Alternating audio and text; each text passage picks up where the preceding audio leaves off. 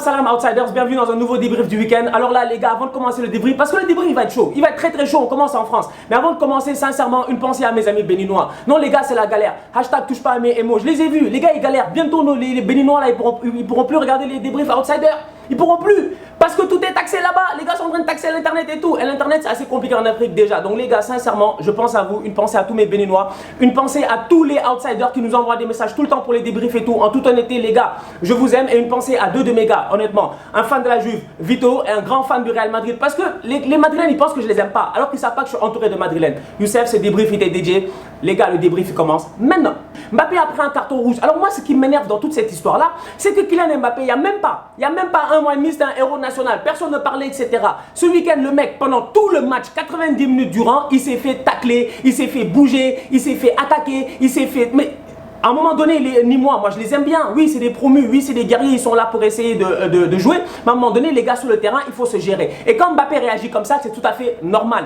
Le petit, il a 20 ans. Vous pensez qu'il a encore 15 ans? Mais il a de l'attitude. Et moi, j'ai kiffé. Parce que Mbappé, il commence à s'affirmer sur le terrain. Parce que Mbappé, il veut montrer à tout le monde que c'est un leader. Parce que Mbappé, ce week-end, il te met un but. Mais sincèrement, le but, il est sensationnel. Le but du 3-2, d'abord, on va parler de la passe de Kimpembe. Parce que Kimpembe, il n'a pas beaucoup joué à la Coupe du Monde. Il a joué le match face au Danemark. Mais Kimpembe, il faut qu'on s'en honnête, c'est un top défenseur. Le mec, il n'y a même pas 2 ans. Vous vous rappelez du 4-0 au Parc des Princes face au Barça? Il a tenu Messi et Suarez à lui tout seul pendant 90 minutes. Kimpembe, face à Nîmes, il te fait une transversale.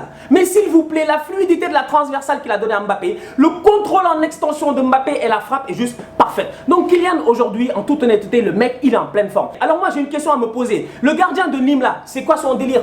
C'est quoi son délire? Je veux dire, règle de base au foot, tu peux ne pas mettre un joueur au deuxième poteau, mais mets un joueur au premier poteau. Moi, je veux dire, sur un corner quand même, c'est une règle de base. Il a mis personne au premier poteau. Eh bien, évidemment, le mec est venu claquer un corner direct. Moi, il y a des questions que je me pose sur ce championnat-là. Parce que je me dis que le championnat est beaucoup trop faible pour le Paris Saint-Germain. Tuchel est en train de faire des essais. Il est en train d'essayer de n'importe quoi. Le PSG, ils n'ont pas de milieu de terrain. Et moi, ça me fait peur. Parce que si tu es fan du PSG en ce moment, tu gagnes en championnat, tu es content comme d'habitude. On sait que vous allez gagner championnat, Coupe de la Ligue, Coupe de France. Mais la question à se poser, c'est de savoir en Ligue des Champions, vous allez faire comment? Vous êtes dans un groupe compliqué. Tuchel, il n'a pas de milieu de terrain. Verratti, on sait qu'il est inconstant et que le mec 1, 2, 3, il peut se blesser ou avoir un carton rouge parce qu'il va péter un câble. Donc du coup, mettre Marquinhos en tant que 6 dans un match face à Nîmes, on l'a vu, ça marche pas. Sincèrement, ça marche pas. Rabiot, il n'a pas encore prolongé. Donc moi, cette équipe du PSG là, sincèrement, elle me fait peur. Quand je dis que le PSG me fait peur, il y en a beaucoup qui me croient pas. Mais regardez le banc du PSG. Buffon, 70 ans. Le mec en tant que tel, il est meilleur en tant que coach adjoint que gardien de but aujourd'hui. Parce que Alphonse Areola, on peut parler jusqu'à demain. En ce moment, le mec, il a joué son premier match cette saison face à Nîmes, parce qu'il est sur le banc à cause de Buffon. Mais il y a un problème en fait de logique au PSG, c'est que la Ligue des Champions commence dans 2 semaines. Areola n'a qu'un seul match dans les jambes. Heureusement que Deschamps va le faire jouer cette semaine face à l'Allemagne, parce que la question que je me pose, c'est de savoir, le PSG, ils n'ont pas capté que Buffon est suspendu 3 matchs. Vous avez oublié son carton rouge qu'il a pris en Ligue des Champions lors du match face au Real Madrid. Donc Buffon ne peut pas jouer les 3 premiers matchs de Ligue des Champions. Donc faire jouer Buffon en début de saison, pour moi, c'était une bêtise que j'ai pas du tout comprise. Le banc du PSG aujourd'hui, ça fait peur. Mais je dis, il y a des noms que tu connais même pas. Il y a des gars, ils s'appellent, attends, Colin Daglou. C'est qui ça, Colin Daglou? Thilo Kerrer. C'est qui ça, Thilo Kerrer? Il paraît que c'est une future grande star. Il y a un gars qui s'appelle Antoine Berned. Donc des Daglou, des Kerrer, des Berned, des Moussa Diaby. Mais en fait, tu vas aller où avec tout cela? D'un autre côté, mon week-end a été compliqué. Parce que quand tu es fan d'Arsenal et de Marseille, sincèrement, c'est difficile. Parce que le même jour, je me suis levé avec un 3-2 Arsenal et ça a fini avec un 3-2 Marseille. Marseille jouait contre Monaco. Marseille a gagné face à Monaco. Marseille a fait un très bon match. Sauf que défensivement, c'est comme Arsenal, c'est pourri. Mais Adil Rami, il est où?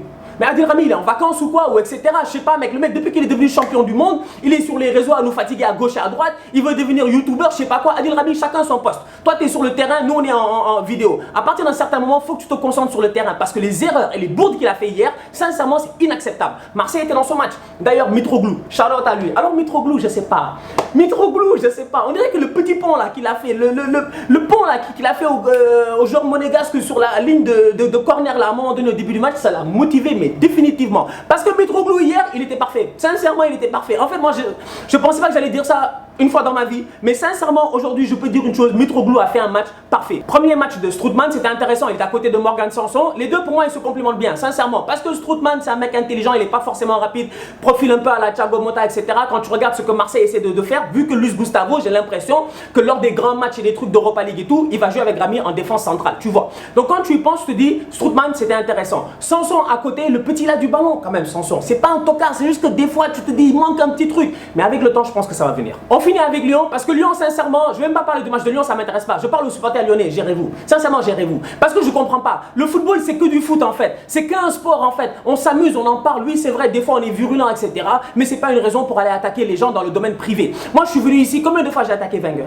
Combien de fois j'attaque Mourinho par semaine? Mais si je vois Mourinho dans la rue, je vais pas l'insulter. Enfin, j'ai pas de raison de l'insulter en fait. Donc du coup, les supporters lyonnais qui sont allés trouver Genesio dans son resto tranquille en famille. Le mec sort du resto, les gars sont en train de l'insulter et tout jusqu'à ce qu'ils en viennent au bras. C'est pas du tout normal. À un moment donné, les gars, gérez-vous. Ce qui se passe sur le terrain, ça se passe sur le terrain. Ce qui se passe en dehors, ça se passe en dehors. Les mecs, c'est des êtres humains comme nous. Ils ont droit à une vie. Donc laissez-le, get a life et gérez-vous. Première ligue, Liverpool a encore gagné, Liverpool a encore géré. 4 matchs, 4 victoires. Liverpool est en pleine. Ils sont en cruise mode en fait. Il n'y a rien à dire. Sincèrement, Liverpool, moi je l'ai dit la semaine passée, c'est une de mes équipes préférées cette année en championnat. Maintenant, ils ont joué face à Leicester. Maintenant, moi je vais répondre à un commentaire que j'ai vu sur la page. Même si c'est même pas un, j'en ai même vu trop en fait de ce commentaire-là.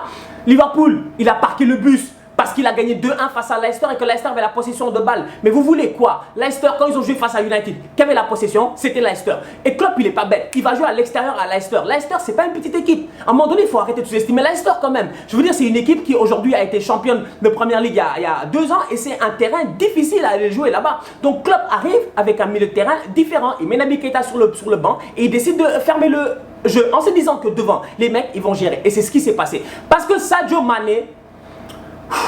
Moi, Sadio, je comprends plus.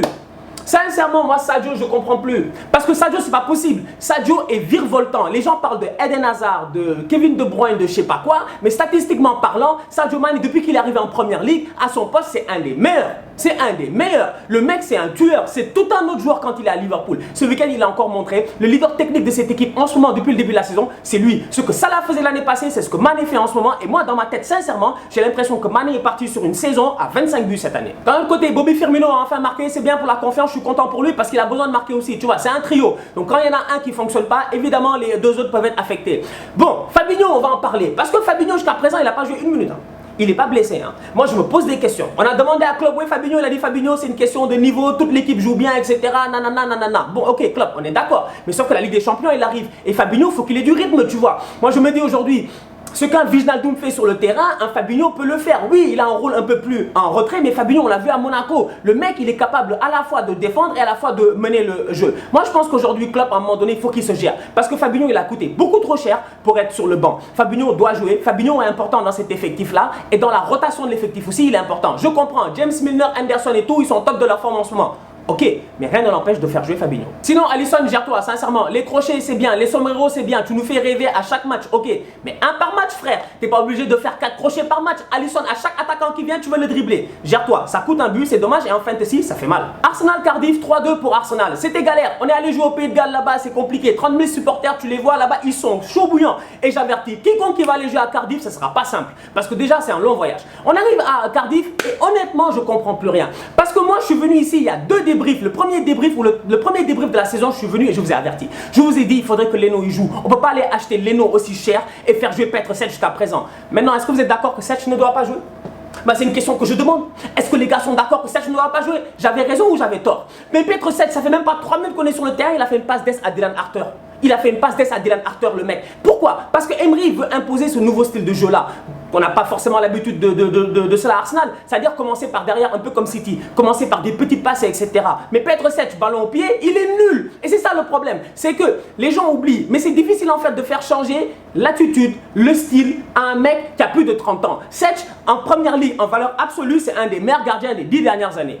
Sincèrement, c'est un des meilleurs gardiens des 10 dernières années. Mais le mec, il a son style, le mec, il a ses habitudes. Donc c'est pas aujourd'hui que tu vas apprendre à un singe à faire la grimace. Et c'est ça le problème. D'un autre côté, tu as la hiérarchie. Et c'est ça aussi le deuxième problème de Emery. J'y pense et je me dis, il y a un problème vraiment de hiérarchie. Parce que je me dis, quand tu arrives dans une entreprise, tu ne bouscules pas la hiérarchie. La même chose dans un club de foot. Emery, il est arrivé, il est obligé de gérer avec les mecs qui sont là. Il s'est dit, Petr Cech, je le mets directement sur le banc, il y a un problème. Du coup, tu le fais jouer 2-3 matchs. Mais Dieu sait que dans 2-3 matchs aussi, il sera sur le banc et Leno va revenir. Au milieu de terrain, c'est la même chose.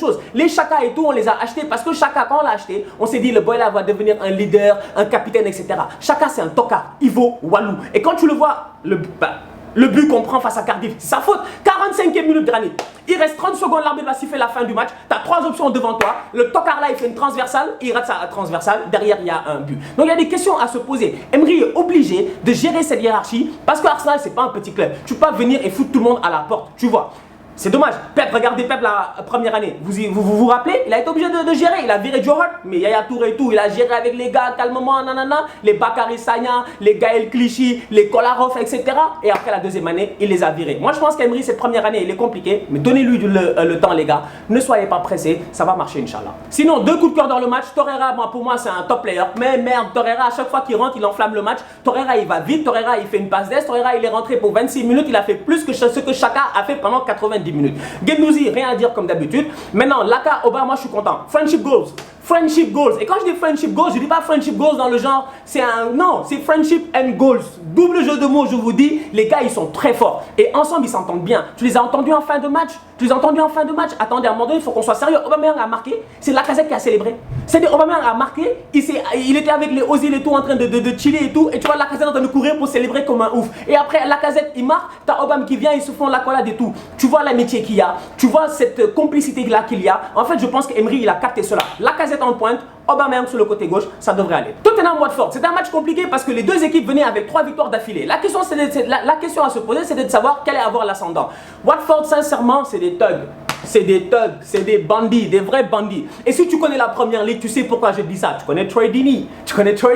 Mais Troy Deeney, vous avez vu comment il a maigri le gars? On aurait dit Dimitri Payet. Moi, tous ces gars-là qui, durant cet été-là, on dirait que la Coupe du Monde les a motivés. Ils ont workout et tout. Ils sont arrivés en pré-saison frais comme jamais. Troy Deeney en pointe, il est lourd. Et ce qui est intéressant, c'est qu'il n'est pas rapide. Mais en pivot, il est très très fort. Et à côté de lui, ils ont mis une flèche. Gray. André Gray, l'année passée à Burnley, il a fait une superbe saison. Il est arrivé, l'année d'avant, excusez-moi, à Burnley, il a fait une superbe saison. Il est arrivé à Watford, il n'a pas réussi à s'imposer. Cette année, il est au top de sa forme. Cette équipe de Watford-là, elle a aussi un gars qui est très fort et très underrated. C'est Doucouré, j'en peux plus. Qui va venir acheter Doucouré? Mais sauvons le soldat Doucouré, c'est pas possible. Honnêtement, Abdoulaye Doucouré, c'est un top player. Il n'a rien à envier à tous ces autres 6 dans le championnat. Mais malheureusement, il est à Watford. Sauf qu'en ce moment, le début du championnat que Watford fait, c'est bien pour lui parce que ça lui montre, ça lui amène de la visibilité. On espère que ça va continuer pour eux. Pochettino, tactiquement, il a raté son match parce que Pochettino, il arrive avec une défense à 5 où il te met 3 grands. Littéralement. Il se dit, bon, moi, je vais mettre mes 3 grands en défense centrale. Comme ça, les gars de Watford, on sait très bien que leur force, c'est les coups de pied arrêtés. Et bien, il prend 2 buts sur coup de pied arrêté. Coaching raté. Chelsea a gagné face à Bournemouth 2-0 et Chelsea, honnêtement, ils sont solides cette année. Ça, je vous le répète à chaque week-end parce qu'honnêtement, cette équipe-là, elle m'étonne. Mais derrière, shout out à Sarri, parce que Sarri fait tout le temps les bons changements au bon moment. Mais Chelsea a un autre problème cette année, si vous avez bien remarqué, c'est que lors des 2 derniers matchs, et lors du match de samedi, il y a toujours le même problème. Le match commence à la 70e minute. En fait, Chelsea n'arrive pas à trouver la solution dans le jeu avant la 70e minute. Je blâme un seul mec, Morata. Moi, sincèrement, Morata, quand je le vois sur le terrain, ça me vénère. Parce que dans ma tête, je me dis, Olivier Giroud, oui, c'est Olivier Giroud. J'aurais jamais pensé dire ça, mais Giroud, il doit jouer. Je suis désolé, Giroud, il doit jouer. Parce que Giroud, j'ai l'impression qu'il serait beaucoup plus pertinent que Morata. Parce que regarde bien les courses de Hazard. Il est là en train de tourner autour de Morata, il ne le trouve pas. Hazard ne trouve que les autres. C'est-à-dire Pedro, Jorginho, Kanté et Kovacic. Après, devant, c'est très très faible. Et ça se voit dans le jeu. Parce que Chelsea, ils arrivent à trouver la solution. Mais encore une fois, ça vient des débordements de Marcos Alonso et du travail d'Eden Hazard qui est sincèrement, en ce moment, c'est le meilleur joueur du championnat. Du côté des deux, Manchester, ça s'est bien passé aussi. City, ils ont gagné face à Newcastle 2-1 tranquille. C'était compliqué quand même comme match parce que Benitez, on le connaît. Il vient toujours avec sa défense à 5 là. Il barricade derrière et il essaie d'aller chercher un match nul. Mais sauf que derrière, c'était sans compter vraiment au talent individuel, les gars. Talent individuel. Agüero, encore une fois, il doit marquer. Sterling, bon, enfin, il reprend son rythme et tout. Et Sterling, bizarrement, je sais pas, mais depuis qu'on l'a mis sur le côté gauche, parce que Mahrez est sur le côté droit, ça va, il est au top de sa forme. Leroy Sané n'était même pas sur la feuille de match. Apparemment, Pep est fâché contre lui parce que Leroy Sané ne se donne pas assez à l'entraînement. Mais du côté de City, ça va tranquille, 2-1, rien à dire, posé, ils continuent leur chemin. Shout out à Kyle Walker qui a mis un bête de but, son premier but depuis 2015, la frappe, pouf, était énorme. Manchester United s'en sort, parce que United, on va être sérieux, et là je parle direct, parce que moi United, j'ai plus de langue de bois. Moi je sais pas, les gars, ils pensent que j'aime pas United, je les déteste et tout. Ouais, je les aime pas, parce que c'est United, c'est normal, moi je suis un fan d'Arsenal, c'est la logique, elle est là. Mais derrière, moi je les respecte. United a gagné 2-0 face à Burnley, bravo. Sincèrement, ils ont fait un bon match. Maintenant, derrière, il faut qu'on soit honnête. Le Burnley contre qui ils ont joué, ça n'a rien à voir avec le Burnley de l'année passée. Burnley l'année passée qui a fini 7ème, ils étaient énormes. Si c'était le Burnley l'année passée, ce United-là n'aurait pas fait ce match-là. Et j'en reviens sur un deuxième point. Le point des fans de United où ils sont convaincus que parce qu'ils ont gagné 2-0, ils ont fait un bon match. Je suis désolé, nous, Arsenal, on a joué contre Cardiff. Ok, Cardiff est faible. Ok, Cardiff est un promu. Ok, ils ont mis 2 buts. Je suis d'accord, on a gagné 3-2. Mais offensivement, quand tu vois notre match et nos mouvements offensifs, on n'est même pas au même niveau que Manchester United. Manchester United a mis 2 buts. Sur quoi? Sur une erreur défensive de Burnley où les mecs sont complètement à la ramasse et laissent Lukaku tout seul derrière. Et sur un ballon qui traîne comme ça, out of nowhere, et Lukaku a encore marqué. Donc derrière United, je dis oui, ils s'en sortent. Oui, c'est bien pour le moral, je suis content pour eux et tout. Mais derrière, si tu es un fan de United, ne tombe pas dans l'euphorie, s'il te plaît. C'est pas un match significatif, c'est pas un match repère. Tu dois te poser des questions. Regardez ton équipe là, regarde ta défense. Moi j'ai un problème. En ce moment j'ai l'impression que le meilleur joueur de Manchester United c'est Luke Shaw. C'est le seul que tu vois en train de déborder, de frapper à chaque fois. Il y a un problème, sincèrement. Tout le reste, ils sont moyens. Il n'y a pas de cohésion. Paul Pogba il frappe ses pénaltys, on aurait dû, je sais pas, mais comment il s'appelle, Franklin là, Tortue ou je sais pas quoi là. Mais c'est pas du tout normal. À un moment donné, en fait, il faudrait qu'à United qu'il y ait un réveil collectif. Ils ont gagné 2-0, on va voir la semaine prochaine. Mourinho, c'est le plus grand truand de l'histoire. Vous l'avez vu à la fin du match, comment il est avant. Est-ce que vous l'avez vu avant le match même? Avant le match, il est allé voir les supporters, il a signé des autographes, il a passé du temps avec plein de supporters, nanana. À la fin du match, il allait donner son manteau, il a donné des maillots, etc. Après, il est venu en conférence de presse, juste pour nous sortir la punchline, hein, carrément, en disant que les supporters, il m'apprécie, mais vous ne m'appréciez pas parce que vous ne savez pas le travail que je fais, etc., etc. Mourinho, sincèrement, on te connaît. Tout le cinéma là que tu fais, on sait toujours que tu anticipes en avance. Mourinho, t'es un champion, sincèrement.